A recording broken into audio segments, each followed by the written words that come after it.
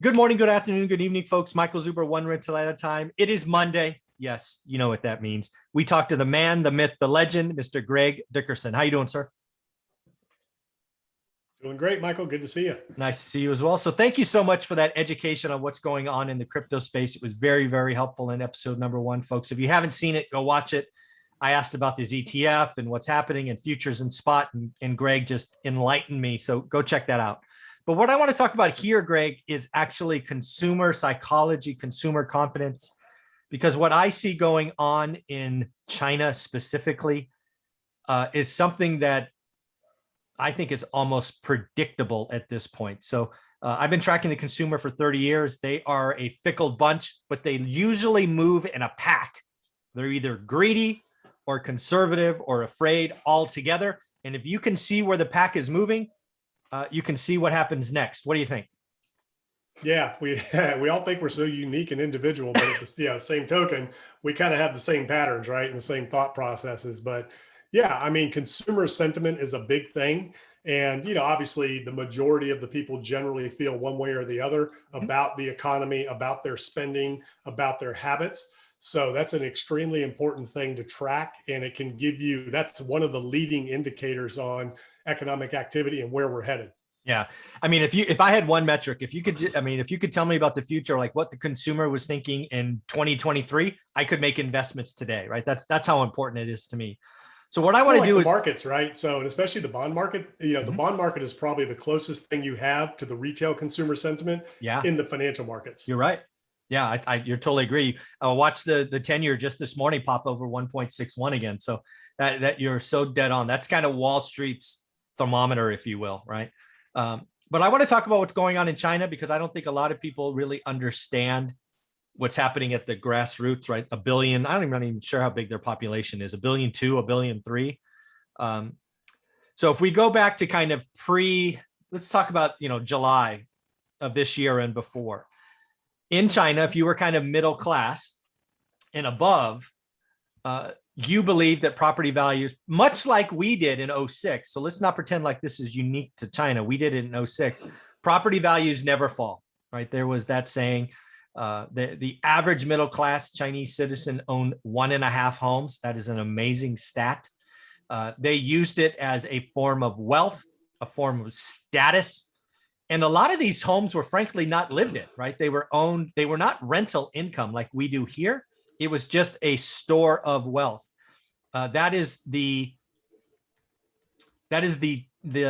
timber that has now been sparked and is going to become a problem. So that's kind of the setup, I think. Would you agree with that?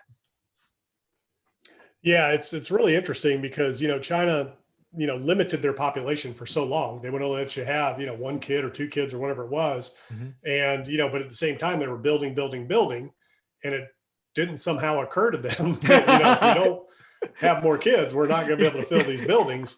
But, it's funny. They just did an episode on 60 Minutes recently that now, China understands that their economy is struggling. They don't have enough people. They have all this excess, property and everything. So now they're trying to encourage families in China to have more kids, but they don't want it now. They don't want to have more kids. They don't want to have 3 and 4, because of a lot of different reasons. But number one, inflation, it's expensive. Number two, competition for schools and activities and resources for the kids and, things like that. But the biggest thing is their economy is bad. And, the people there, you talk about consumer sentiment, they don't want to bring children into the population and, from an, it's expensive financial standpoint. Yeah. It really hampers. It's fascinating. And I still don't understand, why the leaders of China, why the CCP is doing what they're doing, like getting rid of the crypto industry in that market. I mean, I can sort of understand they don't want any competition for, the currency in their country, for, income in their country. They want to control all that. And they ultimately want to eliminate poverty by distributing wealth. I think that's ultimately the plan. But that was a huge industry that they got rid of that they could have easily reined in, that it's going to create a lot of value down the road. A lot of these companies that they're shutting down and getting out of there, LinkedIn, I think, turned off, or Microsoft is turned off. The last social media, public social media, LinkedIn or Microsoft turned off LinkedIn China. Yeah, this weekend. Yeah, and and again, China, the CCP has had, a history of controlling the narrative there and, limiting outside influences. And, Hmm. to me, it just you think that they would see at some point, wait a minute, this isn't working, but I don't think they realize that because they've grown so fast, so quickly Yeah. from an economic standpoint. Yeah, they have created the problem. And there's another expert I speak with on Thursdays who has a lot of experience in Japan. And his opinion is China is set up at their best case scenario is a lost decade, a la Japan leaving the 80s into the 90s. And I think he's right. And again, what happened, the setup for this is it is going to be bad. It actually could make our Great Recession look tame. I think property values in China are going to fall like never before, and they're going to try to rein it in. And oh, by the way, oh my God, I can't believe I saw this over the weekend. Not only are they making owning property, a problem, right? Because you can't sell it. It's property prices are already falling. Now, Greg, they're going to institute property taxes. Into a falling real estate market, you're going to add property taxes. This is just going to break consumers. They're going to unload. They're going to see huge pricing. And again, like our market, where housing construction became a larger than normal part of the economy. Housing and construction in China is like 30% of their GDP. So if you turn that off, it's huge. I mean, their GDP, well, the total value, is around 50 trillion plus or minus. Wow. Which is, twice the housing market of the United States. Yeah. Their population, just to answer that question, is somewhere around, where was that at? Like 1.5 billion or something. Oh my gosh. Yeah. Even bigger than I thought. Yeah. It's huge. But, their GDP is 14.7 trillion. They have 1.4 billion people. So, I mean, it's huge country, but, they were just on this building tear.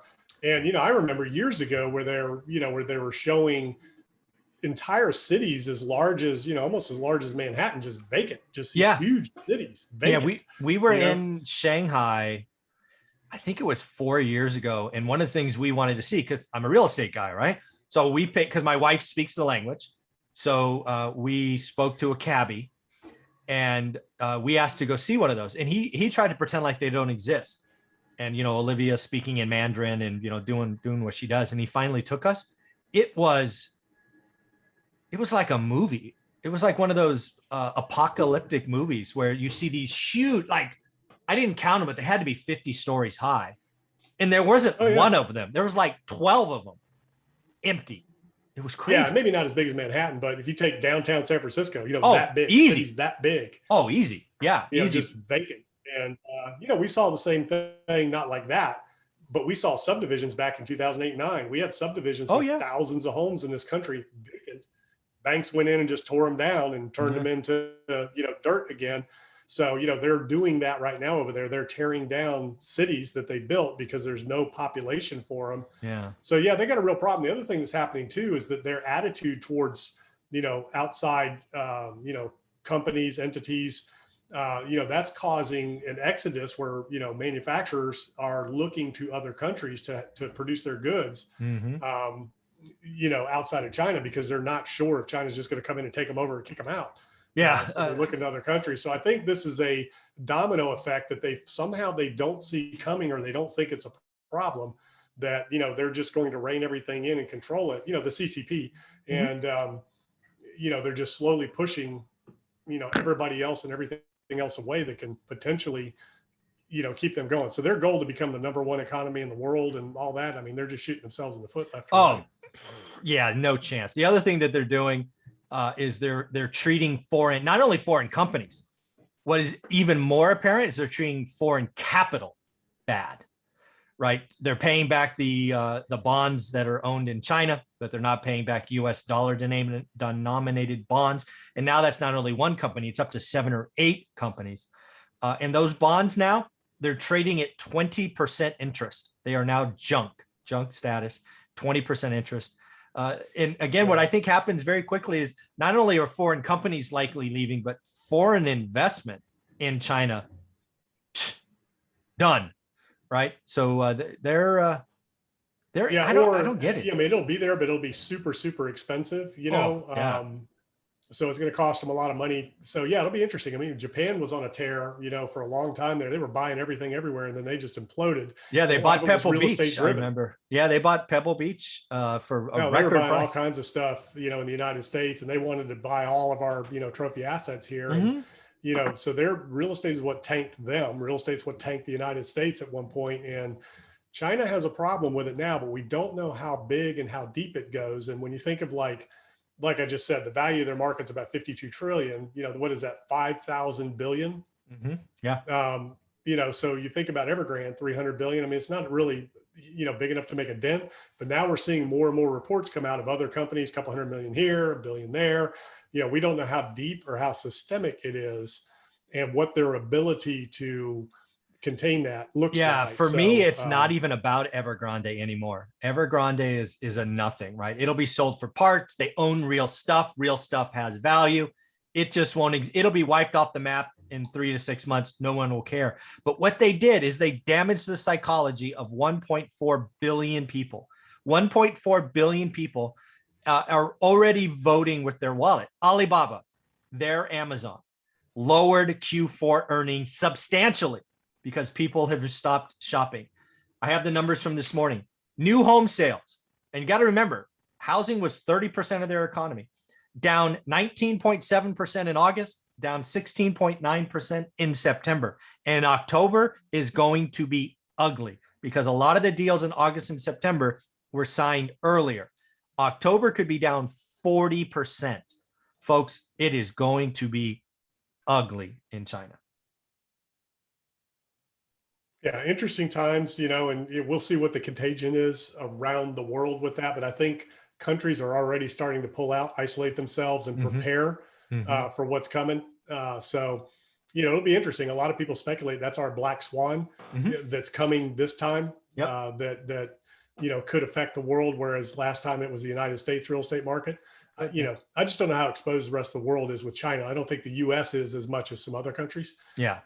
Yeah. Australia's got a really good, because again, Australia has the commodities that China was buying. If China starts buying, right there will be some contagion without question. And I'll tell you, some China experts, is, obviously Ray Dalio, he's studied China and Oh yeah, for years and years and years. And, he's written a book on it, the new world order. He thinks China is going to take over, but I don't know what his opinion is here lately. It'd be interesting to see. Not now. And then, yeah.